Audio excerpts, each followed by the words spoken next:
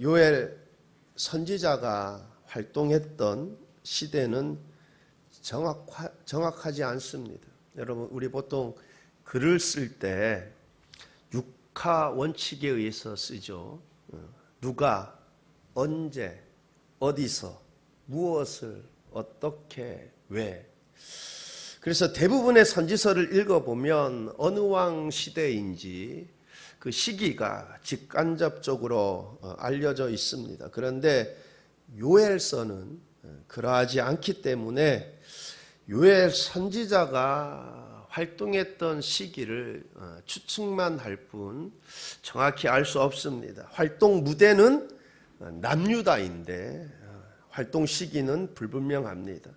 그런데 요엘서가 유명해진 것은 우리 사도행전 2장에 보면 예수님이 부활 승천하신 이후에 120명이 마가 다락방에 모여서 전심으로 오로지 기도에 힘쓰다 이 성령의 충만함을 입게 되지 않습니까? 그래서 성령이 말하게 하심에 따라서 다른 언어로 말하게 하는 그 사건이 일어나는 것을 보게 되죠. 여러분, 그때 그것을 두고 베드로 사도가 이것은 요엘 선지자가 이미 예언한 그 예언이 성취된 것이다. 그러면서 이 요엘서가 특별히 유명해졌습니다. 제가 요엘서가 쓰여진 그 시기가 요엘 선지자가 활동했던 그 시기가 불분명하다 그렇게 말씀드렸는데, 그런데 그 시기가 아마도 남유다 왕 요아스 시대가 아닐까, 요아스가 통치하던 시대가 아닐까라고 추측하는 분들이 많이 있습니다. 만약 그렇다면 여러분 역대하 22장에 보면 여호사밧 왕, 여러분 여호사밧 왕 많이 들어보셨죠? 여러분 여호사밧 왕은 아주 선한 왕입니다. 연합군이 쳐들어왔을 때 기도하는데 나는 아무 힘이 없고 그저 그냥 하나님만 주만 바라보나이다. 아주 선한 왕. 근데 여러분 그 남유다 여호사밧이 왕일 당시에 북이스라엘은 보통 그 아합이 통치하던 시대예요. 그런데 아주 결정적인 실수를 하죠. 무엇이냐면 이 아합 왕 북이스라엘의 그 우상 숭배하는 북이스라엘 왕들은 선한 왕이 하나도 없어요. 모두가 다 악한 왕인데, 근데 그 중에서도 특별히 좀 더 악한 그 아합 왕 딸을 자기 아들 여호람과 결혼시켜요. 정락 결혼시키죠. 여러분, 그러니 그 이유가 어떻게 되겠습니까? 여러분, 이 여호람이 여호사밧 왕 이어서 그의 아들 여호람이 이제 왕이 되죠. 근데 여호람이 죽고 나니까 여호람의 그 아들 이제 아하시야가 왕이 돼요. 그러니까 이 아합의 딸 아달랴 자기 아들이 이제 왕이 된 거죠. 그러니 이 아들을 꿰어가지고 온갖 악행을 합니다. 여러분, 그러다가 이 아하시야 왕이 이 북이스라엘의 예후에 의해서 죽임을 당해요. 아들 아하시야가 죽었다는 그 이야기를 듣고 그가 이 유다 왕족들을 아주 그냥 씨를 다 말라버려요. 전부 다 죽여버립니다. 그때 이 아하시야의 누이가 이 아하시야 아들 갓 태어난 이 요아스를 몰래 빼돌립니다. 다 죽이는데 갓 태어난 이 요아스를 딱 빼달려갖고 요아스가 하나님의 전에서 6년 동안 지내요. 그러다가 그 7살 되던 해에 그 당시 때 대제사장 여호야다의 주도 아래 이제 그 아달랴가 한동안 동안 그 유다를 통치했던 거예요. 몰아내고 이 요아스가 왕이 되죠. 여러분, 요아스가 왕이 되었을 때 이 여호야다 대제사장 여호야다의 영향을 받아서 아주 쉽게 말해서 종교 개혁을 일으킵니다. 참 열심히. 근데 이 대제사장 여호야다가 죽고 난 이후에 그가 그 열심이 다 사라지고 이전의 시대로 이제 돌아가는 거예요. 여러분, 그러다가 이 갑자기 오늘 이 엄청난 재앙이 임하는 것을 우리가 보게 됩니다. 그런데 여러분, 대제사장이 요아의 아들 스가랴가 이 아하시아 그 행동을 보고 그러면 안 된다고 질타를 해요. 그런데 여러분, 그러면 듣고 회개하는 것이 아니라 이 아하시아 왕이 이 대제사장이 여호야다의 아들 스가랴가 질타할 때 그를 여호와의 이 성전뜰 안에서 스가랴를 돌로 쳐 죽이는 아주 극악한 일까지도 벌입니다. 야, 사람이 변해도 그렇게 변할 수 있나? 그 정도로. 여러분, 그러다 유다 나라에 갑자기 엄청난 재앙이 닥치게 됩니다. 오늘 우리가 읽은 본문의 앞부분이 남유다에 임한 하나님의 심판, 하나님의 징벌을 말씀하고 있습니다. 어떤 심판, 어떤 징벌이 임하였는가? 그 심판이 아주 극심하였다고 합니다. 여러분, 1장 2절 말씀을 보면, 요엘서 1장 2절을 보면, 늙은 자들아 너희는 이것을 들을지어다. 땅의 모든 주민들아 너희는 귀를 기울일지어다. 너희의 날에나 너희 조상들의 날에 이런 일이 있었느냐? 너희 날에나 너희 조상들의 날에 이런 일이 있었느냐? 지금까지 이런 심판, 이런 재앙이 없었다는 것이죠. 심판 재앙이 이렇게 심한 적이 있었느냐? 심판의 정도가, 징벌의 정도가 역사상 과거의 어느 시대보다도, 그 어느 때보다도 그 유래를 찾아볼 수 없는 그런 극심한 징벌이 임했다는 것입니다. 이처럼 이렇게 심한, 이렇게 혹독한 심판을 너희들은 들어본 적이, 본 적이 있느냐? 찾을 수 없을 것이라 합니다. 그만큼 지금 그들에게 임한 심판이, 그들에게 임한 징벌이 아주 극심하다 합니다. 그 심판의 정도가 얼마나 극심하면 장래 시대들에서도 잊혀지지 않을 그런 심판이라는 것입니다. 여러분, 1장 4절 이하를 보게 되면 갑작스런 이 많은 메뚜기 떼가 날아와서 닥치는 대로 모든 것을 먹어치웁니다. 그러니 전 국토가 황폐화가 되었습니다. 게다가 극심한 가뭄까지 겹쳐서 백성들의 굶주림과 고통은 극에 달한 것입니다. 이에 요엘 선지자는 너희는 마음을 다하여 여호와께로 돌아오라. 너희는 마음을 다하여 여호와께로 돌아오라. 그리하면 여호와께서 너희를 긍휼히 여길 것이다 말씀하고 있는 것입니다. 먼저 12절 말씀을 보게 되면 여호와의 말씀에 너희는 이제라도, 여호와의 말씀에 너희는 이제라도 금식하고 울며 애통하고 마음을 다하여 내게로 돌아오라 하셨나니. 너희는 이제라도, 여러분, 이제라도라는 이 단어 속에는 소망이 있는 것 아닙니까? 이제라도. 이미 심판이 확정되어 있고 설사 재앙이 시작되었다 할지라도 그럼에도 불구하고 하나님은 이제라도 금식하고 울며 애통하고 마음을 다하여 내게로 돌아오면, 그리하면 너희에게 내려진 심판, 재앙들 돌이킬 것이다 말씀하고 있는 것입니다. 비록 깊은 죄에 빠져서, 우상 숭배에 깊이 빠져서, 그래서 이미 심판받아야 할 것이 확정되었고, 아니 이미 심판이 시작되었지만 그럼에도 이제라도 금식하고 울며 여호와께로 돌아오면, 그리하면 너희에게 내려진 심판을, 재앙을 돌이키겠다 말씀하고 있는 것입니다. 우리는 이제라도 이 말씀 속에서 우리는 하나님의 마음을 읽을 수 있습니다. 하나님은 모든 사람이 구원받기를 원하십니다. 하나님은 그 누구도 멸망당하는 것을 기뻐하지 않으십니다.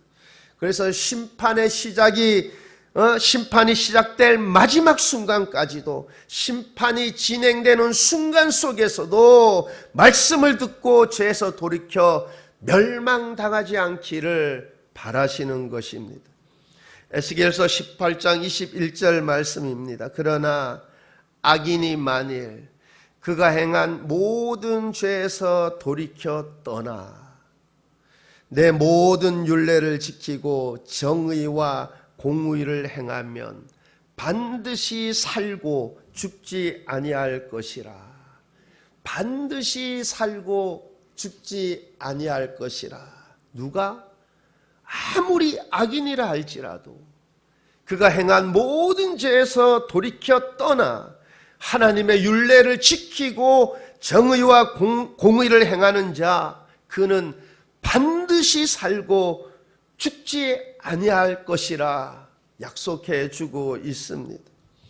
이처럼 하나님은 아무리 악한 죄인이라 할지라도 모든 죄에서 돌이켜 하나님께로 돌아오기만 하면, 비록 심판이 선언된 뒤일지라도, 심판 중에라도 그 뜻을 돌이켜 용서를 베푸시고 회복의 은혜를 주시기를 기뻐하십니다.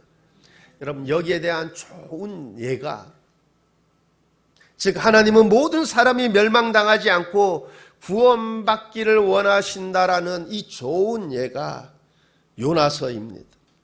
하나님께서 요나 선지자에게 너는 일어나 저 큰 성읍 니느웨에 가서 외치라. 그 악독이 내 앞에 상달되었음이니라. 얼마나 니느웨 성이 지금 악해져 있으며 그 악독이 내 앞에 상달되었음이라. 그런데 요나 선지자가 악한 니느웨 성이 멸망되기를 바랬죠. 그 악한 니느웨. 그래서 하나님께서 니느웨 성에 가서 외치라, 회개의 기회를 주시는 거죠. 그런데 이 니느웨 사람들 죽고 살기를 원하지 않아가지고 그 메시지를 전하기를 기뻐하지 않아서 여러분 이렇게 딴 길로 가잖아요. 그러다 이렇게 저렇게 물고기 뱃속에 들어갔다가 뭐 나와서 이렇게 저렇게. 그래서 그 이후에 여러분 니느웨 성에 도착을 해서 니느웨 성을 향해 하나님의 그 심판의 메시지를 선포하죠. 40일이 지나면 니느웨가 무너지리라. 40일이 지나면 니느웨가 무너지리라. 하나님의 심판이 선언된 것입니다. 그런데 그렇게 요나가 하나님의 심판의 메시지를 선포하자 니느웨 사람들의 반응이 어떠했습니까? 금식을 선포하고 높고 낮은 자를 막론하고 굵은 베옷을 입었습니다. 왕도 보좌에서 일어나 왕복을 벗고 굵은 베옷을 입고 제 위에 앉았습니다. 왕과 대신들은 조서를 내려 니느웨에 선포하여 사람이나 짐승이나 아무것도 입에 대지 말라. 즉 먹지도 말라. 물도 마시지 말라. 사람이든지 짐승이든지 다 굵은 베옷을 입을 것이요 하나님께 부르짖을 것이며 각기 악한 길과 손으로 행한 강포에서 떠날 것이라. 여러분, 심판의 메시지가 그들에게 들려지자 니느웨 사람들 회개의 역사가 일어났습니다.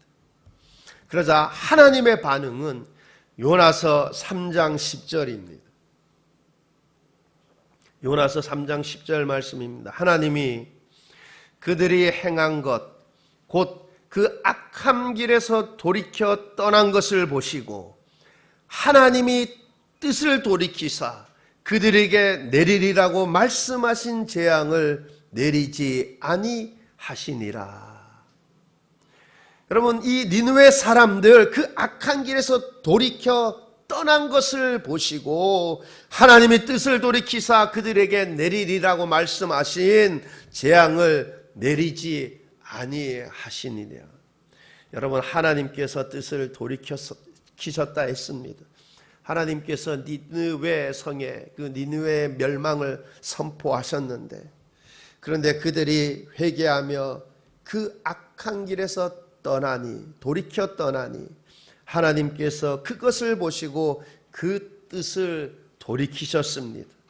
그러하기에 오늘 우리도 만약 이제라도 모든 죄악된 길에서 돌이켜 떠나 하나님께로 돌아와 하나님 말씀에 순종하고 공의와 정의를 행하면, 예배자로 살면 반드시 살고 죽지 아니할 것입니다. 그러므로 이제라도 돌이켜 여호와께로 돌아올 수 있기를 바랍니다. 이런 말이 있습니다. 가장 늦었다고 생각할 때가 가장 빠른 때이다. 그렇습니다. 구원받기에 너무 늦었다? 아닙니다. 지금 결단하고 지금 회개하고 지금 돌이킨다면 구원의 은혜가 그에게 임할 것입니다. 고린도후서 6장 2절 말씀입니다. 이르시되 내가 은혜 베풀 때에 너에게 듣고 구원의 날에 너를 도왔다 하셨으니 보라 지금은 은혜 받을 만한 때요, 보라 지금은 구원의 날이로다. 그러므로 이제라도 그 악한 길에서 돌이켜 떠나 하나님께로 돌아와 하나님 말씀에 순종하고 정의와 공의를 행하며 예배자의 삶으로 살아가는 삶이 되시기를 바랍니다. 여러분, 그런데 회개를 하되 어떻게 하라고 합니까? 13절을 보겠습니다. 13절 말씀 보면 너희는 옷을 찢지 말고 마음을 찢고 너희 하나님 여호와께로 돌아올지어다. 그는 은혜로우시며 자비로우시며 노하기를 더디하시며 인애가 크시사 뜻을 돌이켜 재앙을 내리지 아니하시나니. 너희는 옷을 찢지 말고 마음을 찢고. 옷을 찢는다는 것은 죄에 대한 슬픔의 표시입니다. 옛날에는 이 당시에는 옷이 귀했습니다. 여러분, 길쌈하는 일이 쉽지 않았고, 그래서 계절에 따라 옷을 챙기는 일도 쉽지 않았습니다. 그래서 전쟁에 나가 적을 죽이면 옷을 벗겨 전리품으로 삼았습니다. 여러분, 예수님께서도 십자가에서 못 박혀 돌아가셨을 때 그 옷 서로 가지려고 하잖아요. 그죠? 여러분, 그렇게 옛날에는 옷이 귀했습니다. 그러므로 그렇게 귀한 옷을 찢는다는 것은 죄에 대한 슬픔의 표시입니다. 근데 여기서 너희는 옷을 찢지 말고 마음을 찢고 라는 말씀은 옷을 찢는 그 행위보다, 옷을 찢지 말라라는 말씀보다는 무엇이 중요하다고 말씀하고 있는 것입니까? 마음입니다. 마음. 그러므로 우리는 남에게 보이기 위한 옷을 찢는 행위보다 우리의 중심을 보시는 마음을 찢어야 할 것입니다. 마음을 찢지 않을 바에야 옷을 찢지 말아야 합니다. 마음을 찢지 않으면서 옷을 찢는 것은 그것은 단지 남에게 보이기 위한 행동일 뿐이지 진정한 회개가 아니요, 그러므로 아무 유익도 되지 못합니다. 우리는 마음을 찢어야 합니다. 우리가 마음을 찢는다라는 것은 다음과 같은 마음의 상태를 말할 것입니다.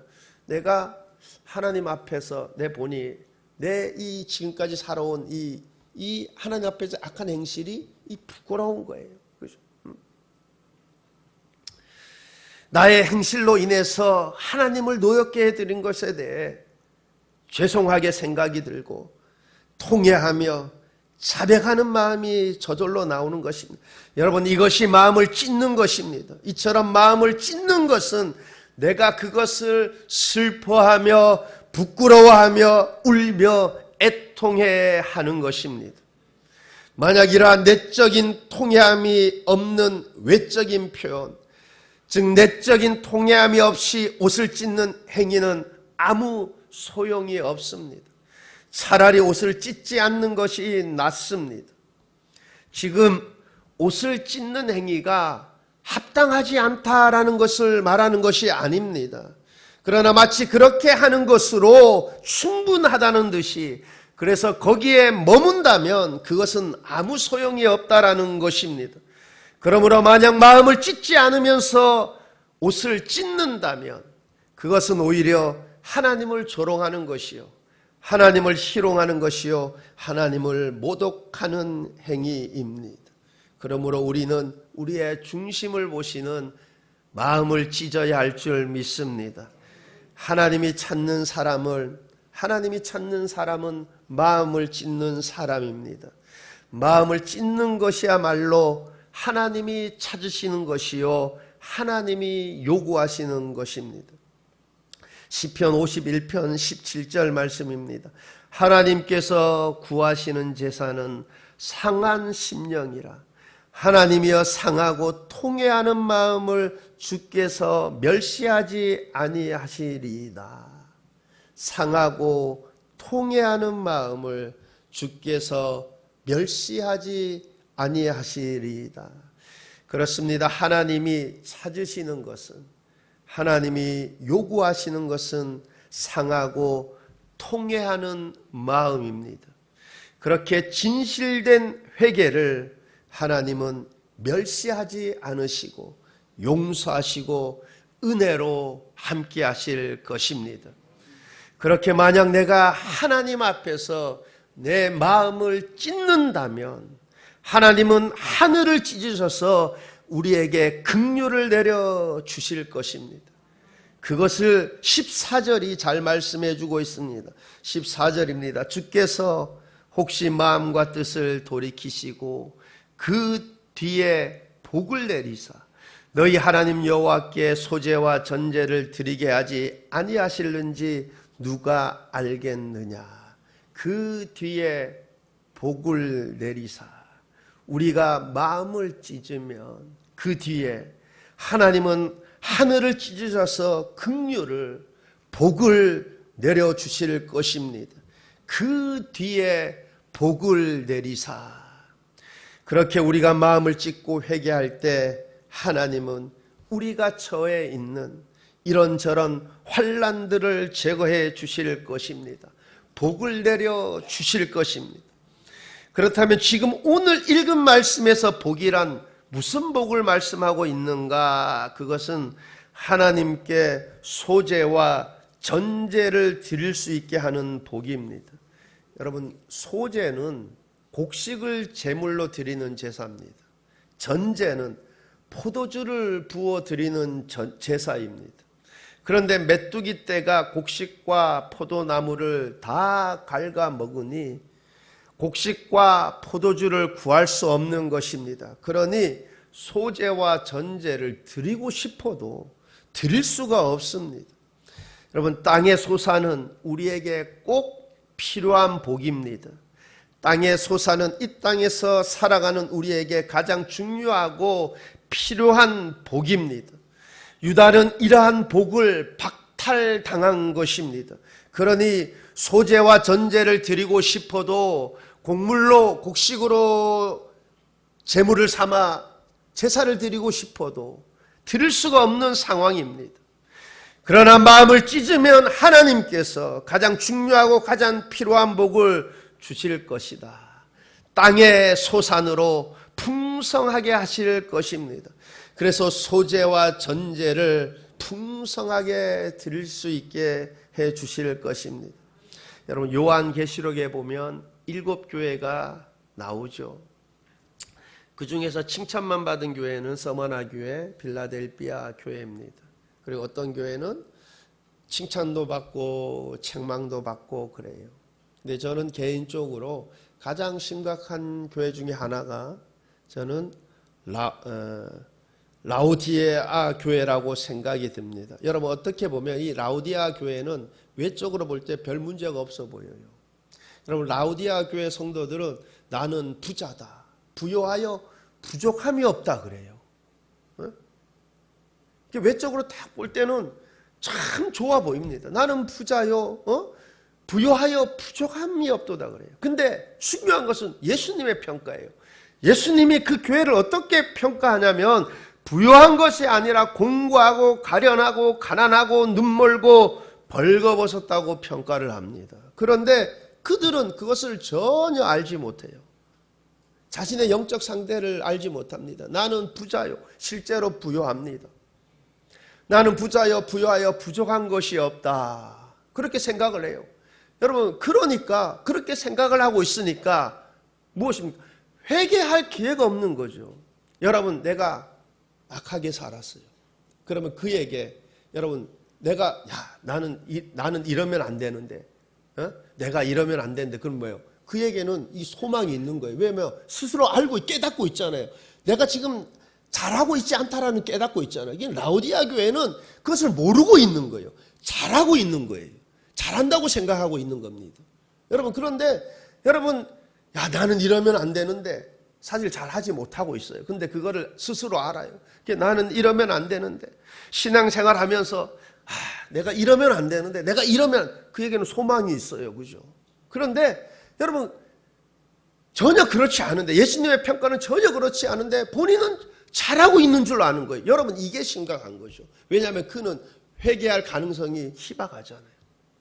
지금 헐벗고 가난하고 그런 상황인데, 영적으로. 근데 그걸 전혀 생각하고 있지 못하니까 그걸 회개할 기회가 거의 없는 거예요. 그러면 여러분, 이 라오디아 교회가 어떤 교회였느냐, 어떻게 평가받고 있나 보니까 여러분, 차지도 아니하고 뜨겁지도 아니하고 미지근한 신앙이라 그래요.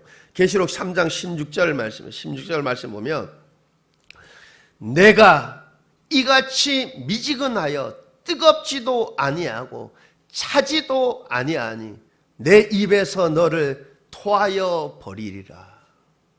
내가 이같이 미지근하여 뜨겁지도 아니하고 차지도 아니하니 내 입에서 토하여 버리리라. 여러분, 제일 위험한 신앙이 뭐예요? 미지근한 신앙이에요. 여러분, 미지근한 신앙 토하여 내 버리리라 그러잖아요. 근데 이 미지근한 신앙은 내가 지금 잘못됐다는 걸 못 느끼고 있는 거예요. 나는 부자라 부요하다. 나는 부족함이 없다. 내가 믿음 생활 잘하고 있다. 그러니 본인이 그렇게 생각하고 판단하고 있으니까 무엇입니까? 회개할 생각조차 가지고 있지 않는 거예요. 그러니까 가장 위험한 상태가 여러분, 바로 이 미지근한 신앙이에요. 미지근한 신앙. 여러분, 하나님을 사랑하되 어떻게 사랑하라 그랬어요? 마음을 다하고 뜻을 다하고 힘을 다해서 너 주의 하나님을 사랑하라 그랬습니다. 여러분, 내 이웃을 어떻게? 내 몸과 같이 사랑하라 그랬어요. 여러분, 이 가장 위험한 신앙이 미지근한 신앙이에요. 여러분, 아예 차가우면 여러분, 본인 스스로 알아. 지금 이 라오디아 교회는 알지 못해, 생각하지 못하더라 그래요. 그러니까 자신들이 지금 영적인 상태가 그런지 지금 모르고 있는 것입니다. 자신들은 잘하고 있다고 보여줘요. 부요하다, 부족함이 없다 그렇게 생각해요. 이게 위험한 거예요. 여러분, 마음을 다하고 뜻을 다하고 힘을 다해서 하나님을 사랑할 수 있기를 바랍니다. 내 이웃을 내 몸과 같이 사랑할 수 있기를 바랍니다. 여러분, 뜨겁게 주님을 사랑하는 그 사랑으로 믿음 생활할 수 있기를 바랍니다. 여러분, 미지근한 신앙은 토해내 버리리라 그랬어요. 여러분, 미지근한 신앙이 아니라 이제 봉사도 얼마 안 남아서 끝나는 거, 얼마 안 남았어요. 7월 마지막 주, 여러분 광고하겠지만 1일 부흥성회 하면서 8월 달부터 이제 모든 거 다 정상으로 되었어요. 여러분, 우리 이제 신앙을 회복해야 돼요. 뜨거운 미지근한 신앙, 여러분 토해내 버리라 그랬어요. 여러분, 우리가 이제 뜨겁게 주님 사랑하고 뜨겁게 주님 나라와 영광을 위해 살아가는 그런 모습으로 변화되시기를 바랍니다. 그래서 하나님이 하늘을 찢으시고 긍휼의 은혜를, 치유의 은혜를, 회복의 은혜를, 땅의 소산의 은혜를 풍성하게 부어주시는 그러한 은혜의 삶들 되시길 우리 주님의 이름으로 축원합니다. 기도하시겠습니다. 좋으신 하나님 아버지, 하나님은 모든 사람이 한 사람도 멸망당하지 아니하고 구원에 이르기를 원하는 것이 하나님의 마음인 줄 믿습니다. 그래야 이제라도 울며 통회하며 하나님께로 돌아와 하나님을 잘 섬기기를 원하는, 그것이 살 길이기에 온전히 하나님께로 돌아와 하나님 잘 섬기기를 원하시는 그 하나님의 마음을 보게 됩니다. 하나님, 혹 내가 미지근한 신앙의 모습이 아닙니까? 참으로 하나님을 뜨겁게 사랑하지 못하고 마음을 다하고 힘을 다하고 뜻을 다하여서 하나님을 사랑하며 믿음 생활하는 그 믿음의 모습이 아닙니까? 하나님, 이제라도 우리가 그 악한 길에서 떠나 온전히 뜨겁게 믿음 생활하는 그 모습들로 회복되게 하옵소서. 감사드리며 예수님 이름으로 기도하옵나이다. 아멘.